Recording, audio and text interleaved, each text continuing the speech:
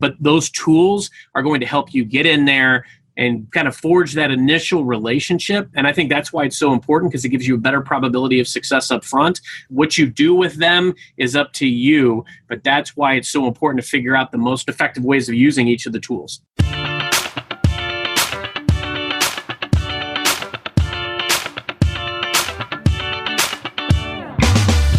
Hey y'all, welcome to Selling with Social, the podcast that helps marketers increase marketing qualified leads, sales reps to shatter sales results, and sales leaders to grow as leaders. Each show, we interview sales, marketing, and social media practitioners, leaders, and influencers to help you connect, close more deals, build stronger relationships with clients, and improve your sales productivity. I'm Mario Martinez Jr. You're now listening to Selling with Social.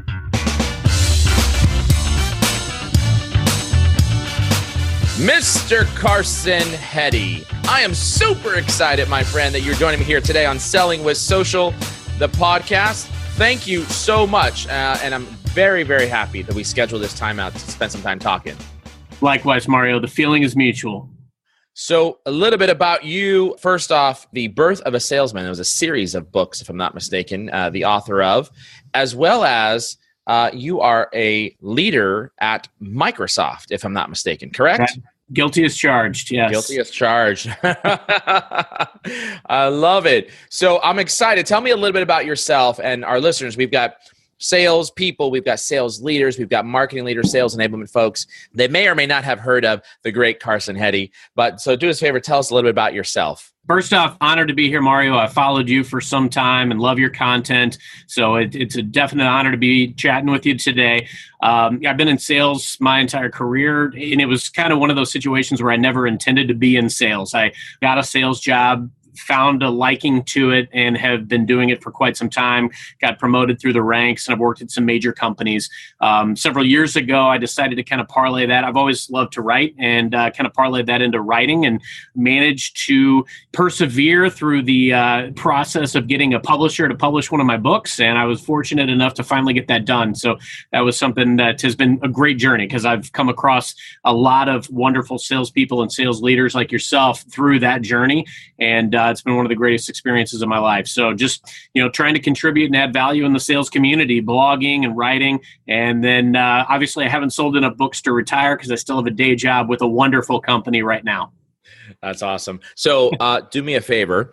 Tell us something about yourself that nobody would know. And I want something good. I'm looking for something. You may have heard of the episode I referenced several times now with Byron Matthews, where he talked about he had a second fully functioning thumb on his, I think it was his right hand. So wow. I'm looking for something that's going to top that, man. I want something that's going to top that. I haven't got anything yet, but that's the best one I've got. So tell us something nobody would know about you by looking at your social profiles. That's pretty good. Yeah, I can think of a few very minor ones, and you let me know if any of these sound good. So once upon a time, long time ago, I was a scratch golfer. I'm not anymore. But there was a time once where I hit a bird in mid-flight.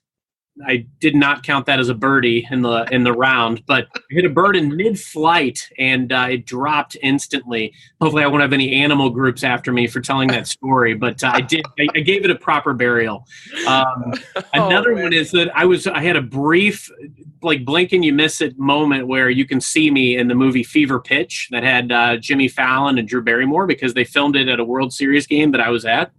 I also, once upon a time, wrote a movie script that went absolutely nowhere. All right. So I do like the bird. Well, first of all, I like all of them. But you hit the bird, it dropped, and you said you buried it. So I buried it at sea, yes. Yeah.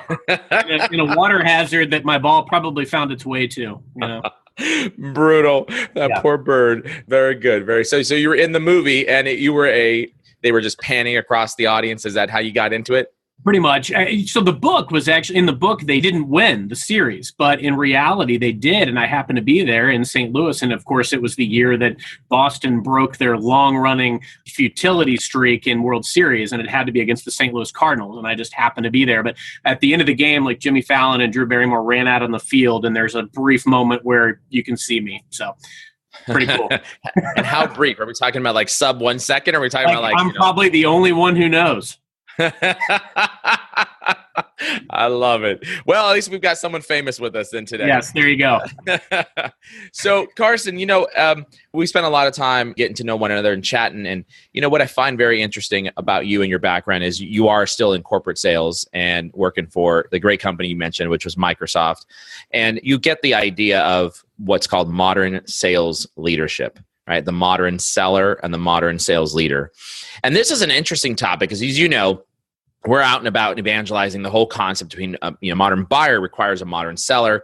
But I also have a keynote, as you know, as the modern seller needs a modern sales manager.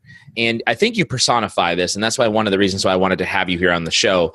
Do me a favor. Let's just talk a little bit about what does it mean to be a modern sales leader? Let's first define that.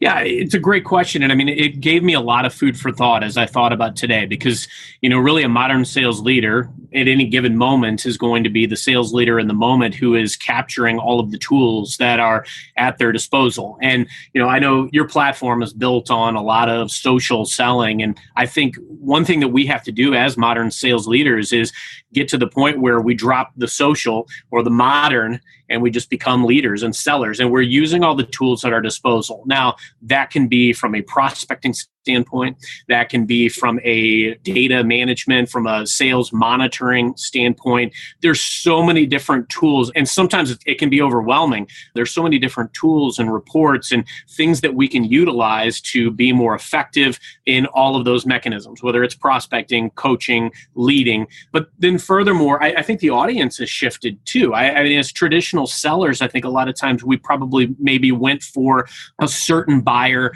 whether it be in IT. I'll use IT as an example, selling into just the one division or department of an organization. But I think it's becoming where a lot of organizations manage themselves more holistically, and selling to different levels of the organization has become paramount, and really training our sales folks on how to not only prospect more effectively, but how to forge those relationships with the C-suite and the people that are ultimately going to be making the decisions. The amazing thing about this day and age is that you can find just about anyone geographically or by title, but what are you going to do with that information? Just because you have access to it, are you using it effectively? Are you effectively following people or linking up with people, or using the information at your disposal? Are you setting up alerts for your organizations that you're trying to sell to so that you can stay at the pulse of what's happening in their business, in their industry? Because those are the types of insights that are going to put you a step above. Really in sales, it's about standing out, being unique, finding ways to succeed where others might have failed before. So I think as the modern sales leader,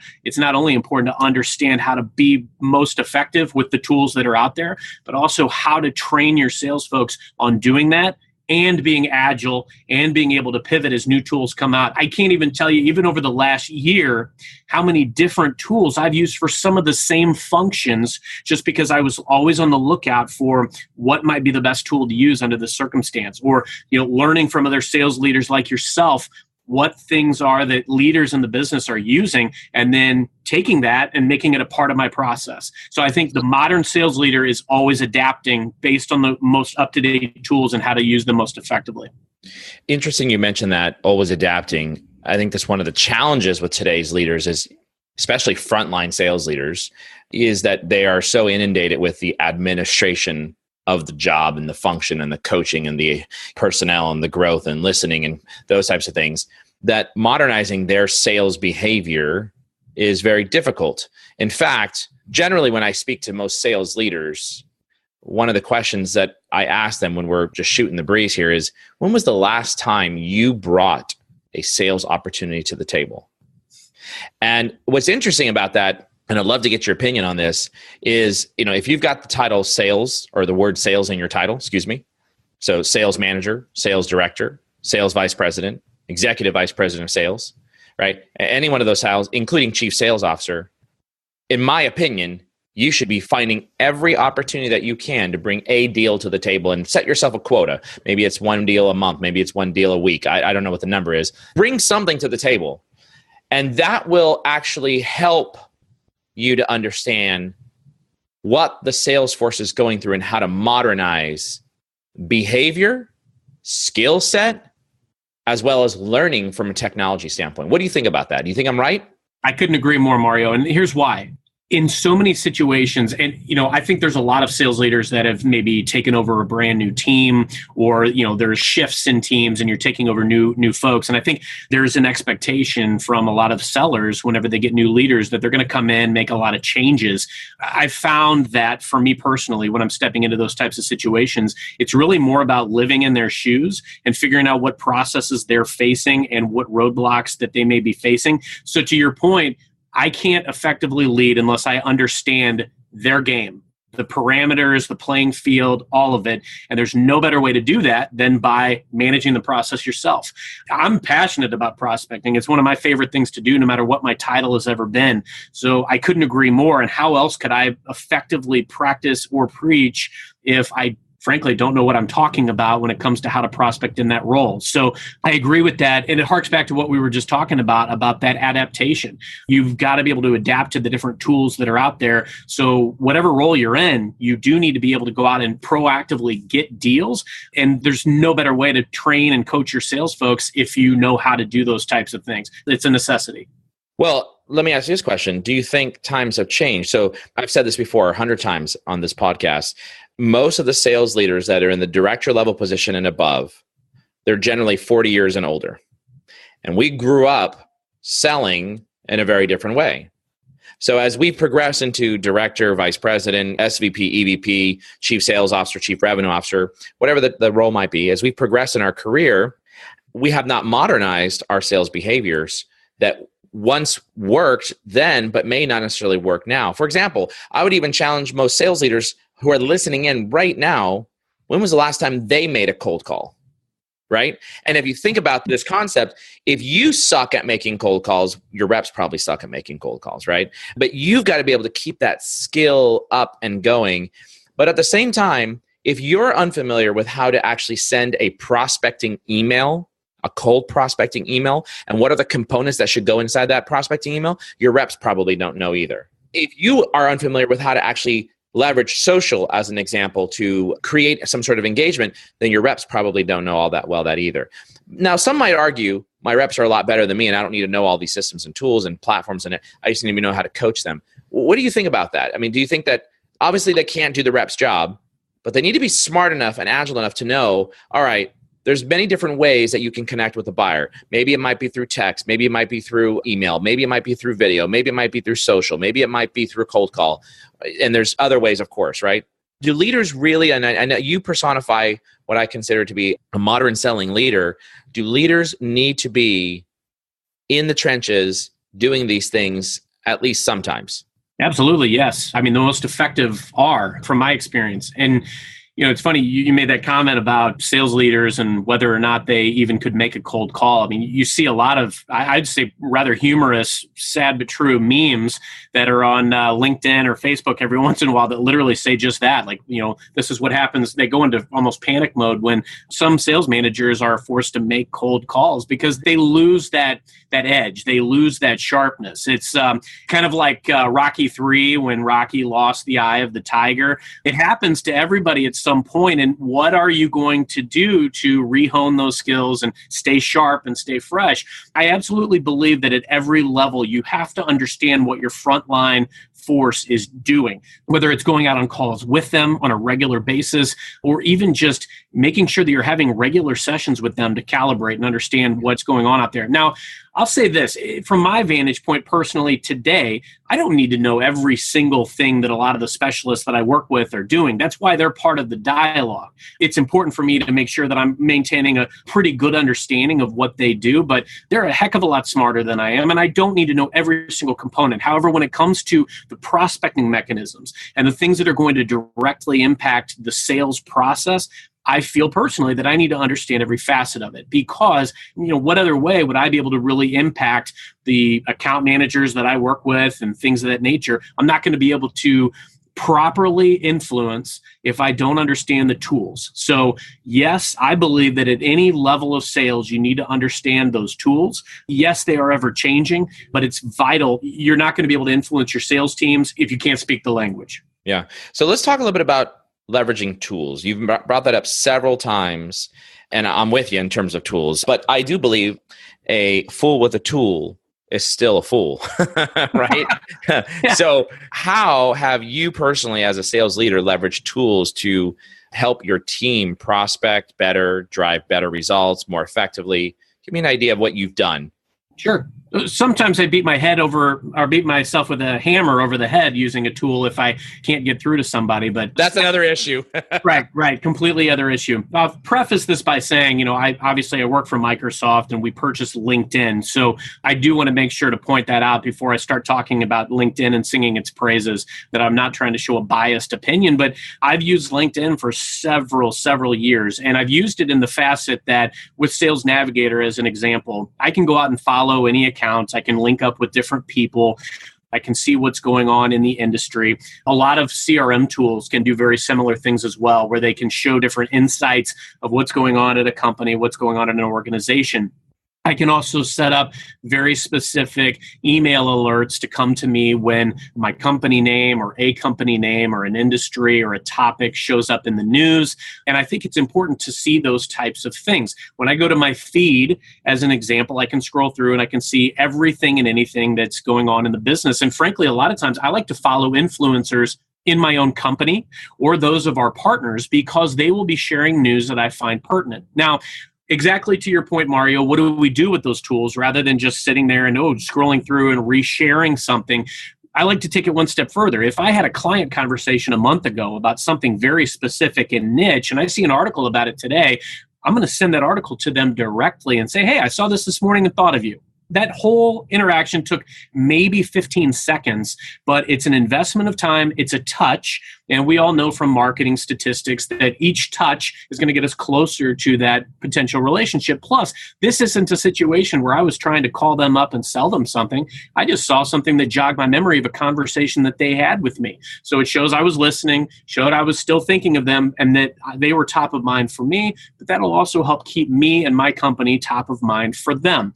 Some of the other things too is, let's say you see that there are certain trends, or I follow business journals a lot, and if I see that there's a new prevalent startup, or I see that somebody is acquired or whatever it is, there's an action item for me, and I can take that, reach out to folks that I know at that organization. Or furthermore, if I find out that there's a prospect that I should be going after, I know how to use LinkedIn to specifically go out there, find who works there, find the people that are at the level that I should be talking to or that could be influencing part of the decision, and going after them. But to your point too, Mario, you talked earlier about crafting that prospecting email.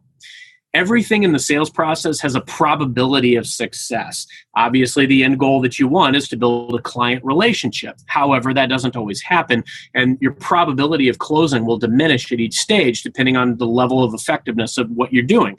So when you start out, if I'm trying to link up with somebody, rather than just blindly send an invitation, I'm going to send a personalized note. Hey, I noticed that you had some similar experience. I'm really interested in learning from how you think this is going to impact your industry, et cetera. Would love to connect with you, maybe forge a correspondence or something of that nature. It's going to give you a better probability that they're going to accept. But you apply those same principles throughout, like when you're setting the meeting, sending them something personal, and don't ask to have a discussion trying to sell them something or send them to an entire synopsis of your organization. Just try to say, hey, I noticed that you were working in such and such an area, and I'd love to get your feedback on how you think this may impact you, or et cetera. Just those are the types of examples. But the tools are out there, whether it's your CRM practice, it's a tool that you're using to geo-target or find people by title, whether it's even, some of my sales folks will use, I'm going out and visiting 10 clients in a day and being able to map out, who's where, and find, the specific folks and when the sequence by which I should visit them. There's so many different tools that are out there, but it's all about how to utilize them to better execute at each stage of your process to give you the best probability of success. Are these things that you are doing as a sales leader, or are these things that you are doing as a sales rep, or both? Yeah, both. I mean, when I see these articles, and if it's like an account that one of my account managers has, I'll send it to them and say, hey, saw this, thought of you. I think that helps us be more effective if we're doing those things, because number one, it's leading by doing, but number two, it also shows them how effective that activity is, and then maybe they will start doing it themselves. You made a great point earlier. We can't ever assume that our sales folks know how to do something or to do something. So it's important to model the behavior that you want them to execute upon and to do it well and to keep doing it. Be consistent in how you do it. You can't just show a lot of people something once either and expect that they're just going to do it forever. You've got to make sure there are checks and balances there. So yes, I think it's important to do those practices both as a rep and leader. Some leaders listening to this right now would say, yeah, but, right? And as you get into, as an example, a director level or VP level position or even higher, you've got more realm of responsibility. The revenue that you're responsible is bigger and greater. Your meetings are booked up back to back to back to back, right? On definitely essential related items or items that are essential related to the sales organization. How do you balance that as a leader with understanding tools, technology, growing the funnel, people development, your personal development? How do you balance that? Stay at the pulse of it and be sure you're allotting time for reinvestment into your own portfolio and your own practice. I get it. I've had days where I've been quintuple booked at the same time. But I think it's important to make sure you're scheduling time for yourself for reinvestment, learning, training. Something else too, as a sales leader, I used to set up committees all the time that helped me stay at the pulse of what was going on. Setting up maybe different folks that were really strong in social, or somebody who was focused just on morale of my sales force, or somebody who was focused on the different sales contests, or whatever may have you. But anything that you feel is important in your organization, setting up committees that may be part of that, and then have those folks, because in a lot of situations, they may be part of your succession plan. It's important as a leader to identifying the future leaders, and maybe you give them that stretch role of, hey, I want you to find out what tools are working for social for your group. Send them out, figure that out, and then meet as a regular committee, even if it's monthly, and staying at the pulse of what those tools are. But you can influence very well by doing something like that, by empowering your team to figure out what's going on, what they're using, how they're using it, what's working, what's not working, and then reporting back to you. And carving out that time, it does a lot. Because number one, it shows that you value your sales force and their opinion. Number two, it actually shows that you're really trying to stay adept of these tools and staying on top of the tools that are available. And then number three, it's going to help you execute. Because yes, we're going to get caught up in a lot of different fires during the day. We're going to get swept up in a lot of administrative stuff, no matter what. But if there are overarching priorities that have to be done in your business to drive you forward, and those are, it's not a compromise. It's something that you have to make time to do. So I think if you can carve out that time and make sure you're reinvesting, even if it's reinvesting through influence, those types of things will very much help you be more effective through your sales force. So let's do a top three here. Top three tools that a sales leader should know how, a modern sales leader should know how to navigate or leverage are.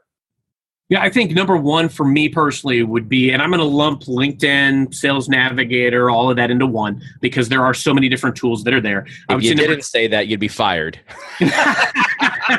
Right? Well, number two, I would say CRM, which, we do have our own flavor of that. But I think, all folks use their different CRMs, but how to effectively use it with insights and data, I think that's key, because you can see the graphs on your funnel. You can see how that revenue is going to directly impact your bottom line, your quota, et cetera. So I think being able to effectively use your CRM tool. And then number three, I think really using a lot of the alerts and insights and different tools that are out there that can show you what's happening in the industry. There's so many different ones out there. I mean, I use some that tie into my own CRM, some that tie into my LinkedIn, but I think those are the big three, because those will keep you at the pulse of what's going on. However, they will turn up actionable items that you have to jump on. So effective utilization of those tools is paramount, but I think those are my big three. So normally I would call BS on your item number two, which is the CRM thing, right? But in the pregame show, we talked about how a modern sales leader needs to turn reports and data into actionable insights. And I think that's where you were going with number two. No sales leader says, "Oh, I need to know how to use my CRM."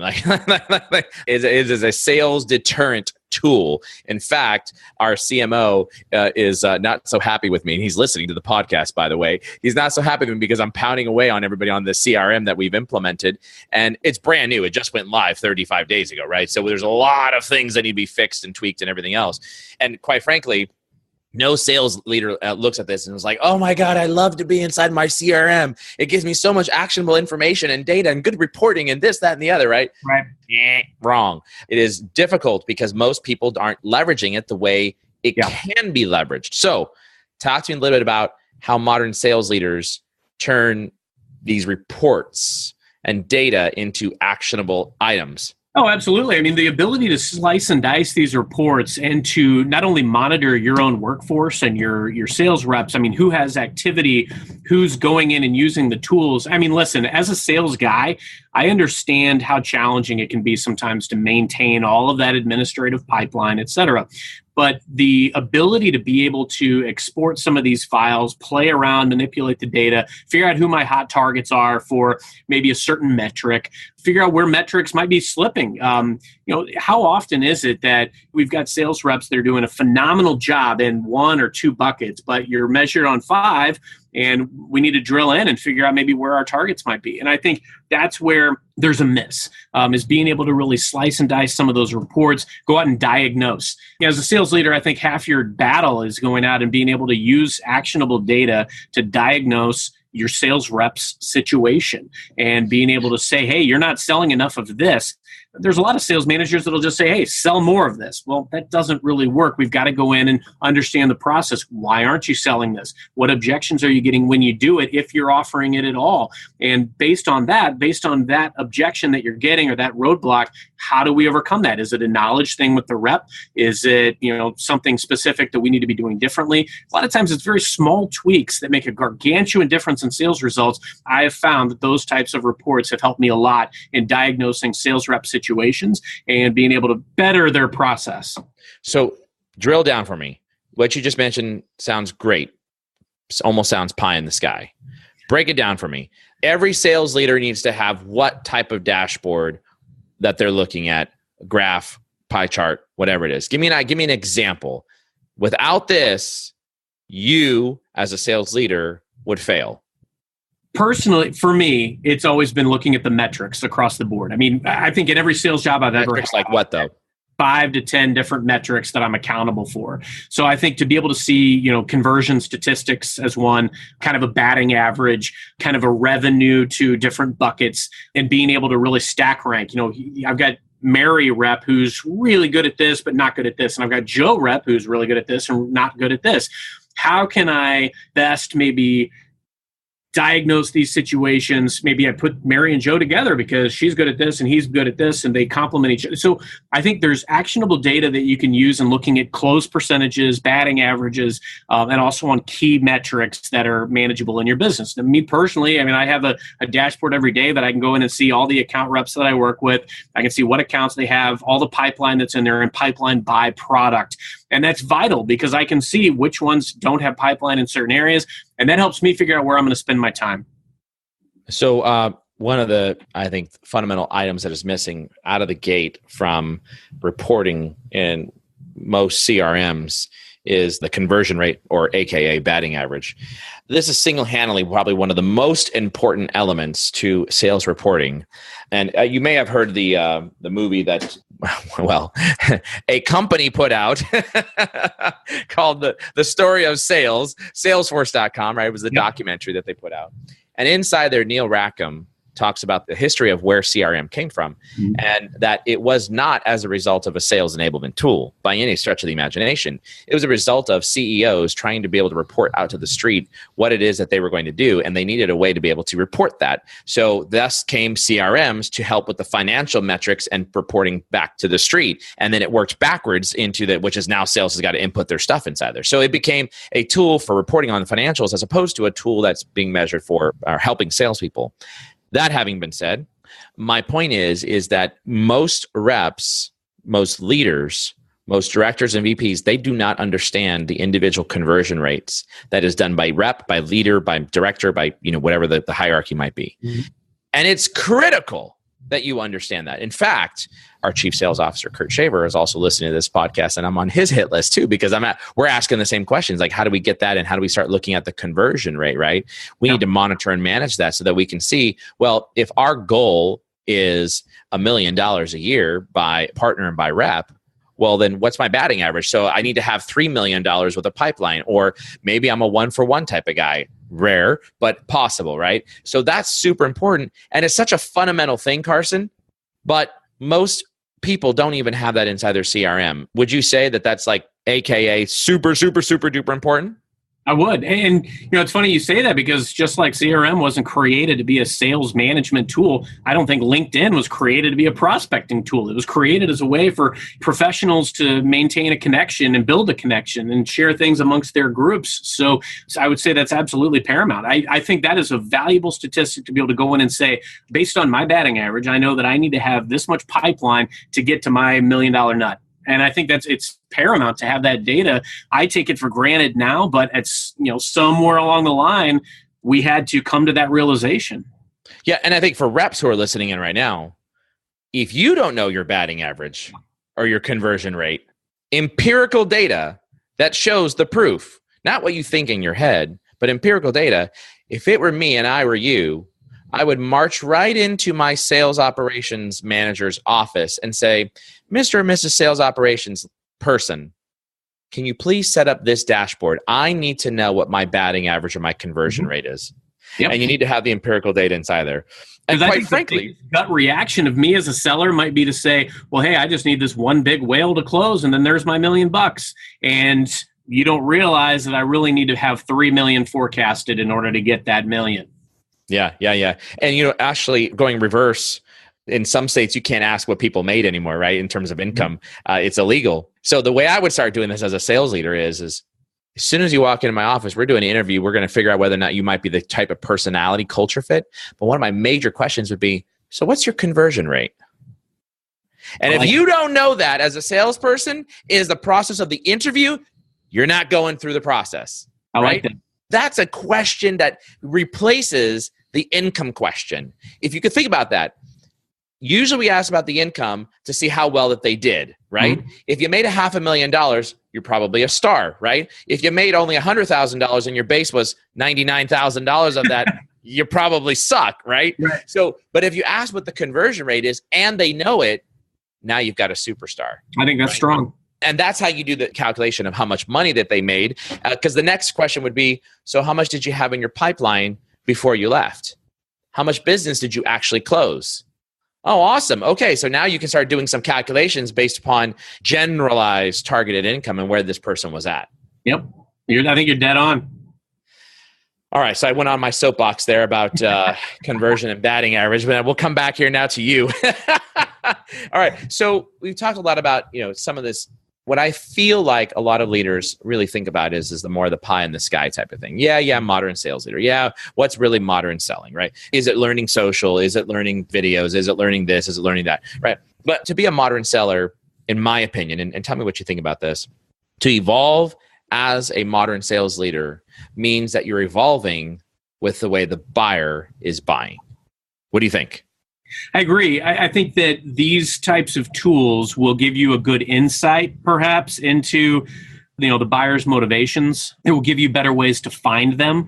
But at the same time, you're dead on. I mean, I'll use my own personal experience as an example. A few years back, we did business specifically with a certain, subset of the organization, within the IT organization.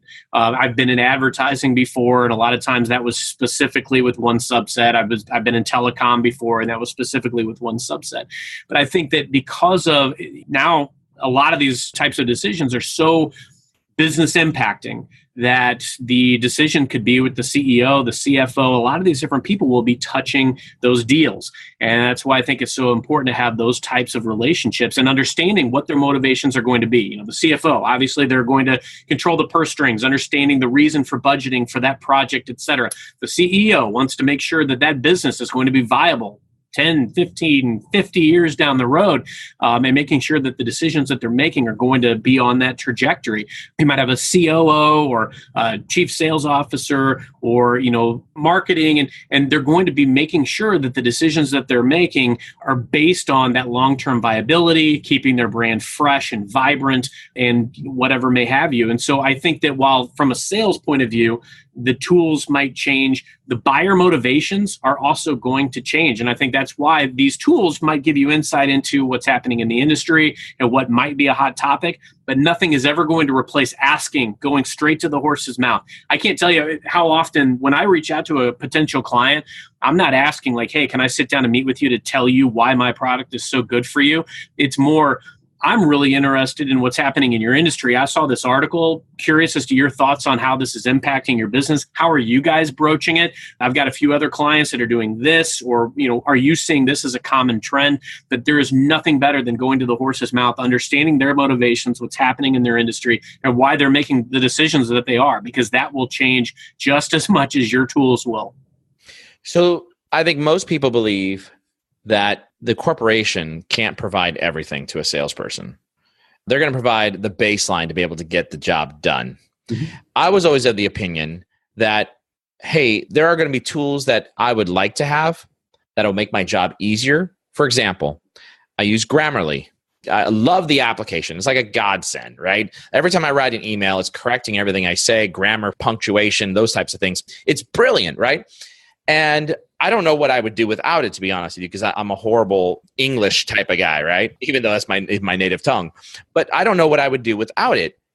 And yet we receive so many different emails from sales reps where you've got punctuation wrong, grammar wrong, tense wrong.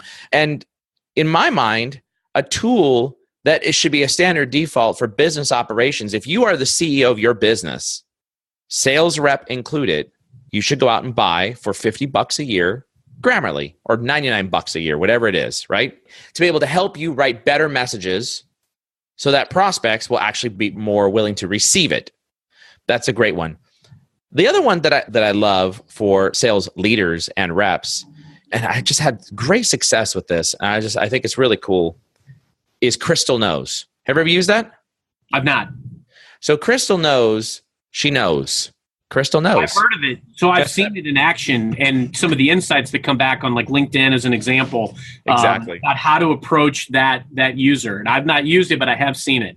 Yeah, exactly. Now, there's the free version and then there's the paid for version. Guess what? The corporation isn't going to pay for that. But you as a professional, when I was a rep, Carson, on average, I had about $200 plus a month that I would spend on tools. For God's sakes, I spent $7,000 of my own money going to the Miller Hyman training course, conceptual selling and strategic selling, right? A 5-day program. So I was always constantly improving. But I think those are some examples of tools that are of value to an organization. Some other great ones that I've seen, and I would love to get your insight on any other tools that you've got. But we utilize nudge.ai. There's a free component. Seamless.ai. There's a free component there. There's some phenomenal capability sets in these tools that allow you to be able to figure out the who, the what, the how, the when, the where. Contact information like seamless.ai as an example. So we, as I think modern sales leaders and modern sales people, need to evolve and understand the tools and technologies that are out there. We can't use all of them. We just can't. And we can't spend all of our time using all these things. But we do need to evolve because the buyer, in some cases, has become more evasive. Yeah. And we need to find ways to be able to get to them. What do you think? Agree? Disagree? I agree 100%. I mean, it's very similar to being a doctor. Obviously, the great illustration. Practices have changed dramatically over the last few hundred years. And, if as a surgeon, I'm not adapting to the new way, I'm going to be phased out, and somebody else who's very adept at that procedure is going to replace me. And I believe that it's a similar philosophy. There are so many different tools out there. And literally, like I told you earlier, I've probably had 5 different tools that I've used to repost content and kind of cull articles for me over the last year. And so you're never going to necessarily tap into all of the available tools, but I think it's important to understand where those tools fit into your process. And you're right, the buyer has shifted. They also understand that our processes have shifted. And so it's very similar. I don't know if you ever watched Star Trek, and I'm not a huge sci-fi guy, but like the Borg, they changed to, your different mechanism of shooting them and taking them out. Well, it's very similar to shooting objections and taking them out. They're going to shift and change. And so our ways of attracting them to listen to our value story is going to very much shift. But there's always going to be fundamentals that are there. Obviously asking a good needs analysis, listening, making a solid presentation, and follow up, which is, I think, the biggest lost art there is in sales. But those tools are going to help you get in there and kind of forge that initial relationship. And I think that's why it's so important, because it gives you a better probability of success up front. What you do with them is up to you, but that's why it's so important to figure out the most effective ways of using each of the tools. Yeah, I loved your illustration. In fact, you've inspired me. I think it's going to be one of my next videos. And that was, sales is like being a doctor. When you got your doctorate in medicine, if you don't keep up with the business journal, the different changes in medication, the different formulas, the different things that are happening with whatever it might be, sicknesses, flus, cancer, whatever it might be, whatever your field is, you might prescribe the wrong thing and kill a patient. Yep. You might actually diagnose something incorrectly and you lose a patient, right? So it's just like sales, if you think about this. If you're not keeping up with the times, you might kill a deal. Yep. Or you might lose a deal, right? If you do not keep up with the times. It's such a great illustration. I'm going to tease that one out. Might be the next blog article inspired by the great Carson Heady. There you have it, ladies and gentlemen. We've got Carson. Carson, do me a favor. If someone wants to get a hold of you, they want to connect with you, how do they connect with you? What's the best way? Twitter, LinkedIn? Both. I love LinkedIn. I'm on it all the time. Carson V as in Vincent Heady. And then Twitter, I'm CV Heady 007. Is it 007? There we go. It is. Big Bond fan. Yes. All right. You cannot leave until you answer this question. Your all-time favorite movie, what is it? Indiana Jones and the Last Crusade. And here's why. So when I was a kid, it came out before I turned 13, and it was one of the first PG-13 films, was these Indiana Jones and like Gremlins and stuff like that. Well, my dad took me to see it. And it's a really good father-son film. But as a kid in the 80s, I was a huge Indiana Jones and huge James Bond fan. And I mean, what better than to have James Bond be Indiana Jones's dad? So I always loved it because my dad took me to see it. And then when I got older and I had my own kid, I got to introduce it to my daughter. And so we watch it every year. Now I have 2 daughters, and we watch it every single year on Father's Day. It's kind of a ritual. So I would have to pick that for all the reasons I listed. Oh, that's fantastic. Well, I don't have a traditional movie that I watch with my boys, but I can tell you this. My 8-year-old and my 4-year-old, I tried taking to go see Incredibles #2, and we had to walk out because they were scared. Oh, wow. I'm like, but the innocence that is beautiful, right? There's a level of it. You're like, what? How could you be scared of Incredibles 2? But the innocence is beautiful, and that's a beautiful tradition to create. So congratulations and on your success, as well as the book. And by the way, if someone's interested in the book, Birth of a Salesman, they can go out, and we'll have a link to this into the show notes to purchase it on Amazon. Yeah, Barnes & Noble, Amazon, and then there's also a Kindle and a audio version on Amazon as well. And there's a special edition that has all 3 of my books in one. So there you go. Well, there you have it, guys. Ladies and gentlemen, Mr. Carson Heady. Thanks so much for joining me on that episode of Selling with Social. I hope you found as much value in that episode as I did. Here's what I want you to do next. Please go to www.vengreso.com. That's VENGRESO.com. VENGRESO.com.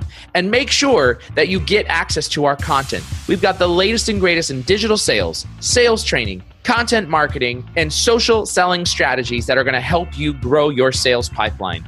I look forward to having you on the next show of Selling with Social. Make sure you also go to vengreso.com/podcasts to be able to get access to the latest and greatest Selling with Social episodes, along with any of the other episodes that we've got from Social Business Engines with my friend and partner, Bernie Borges. Thanks again for joining on Selling with Social.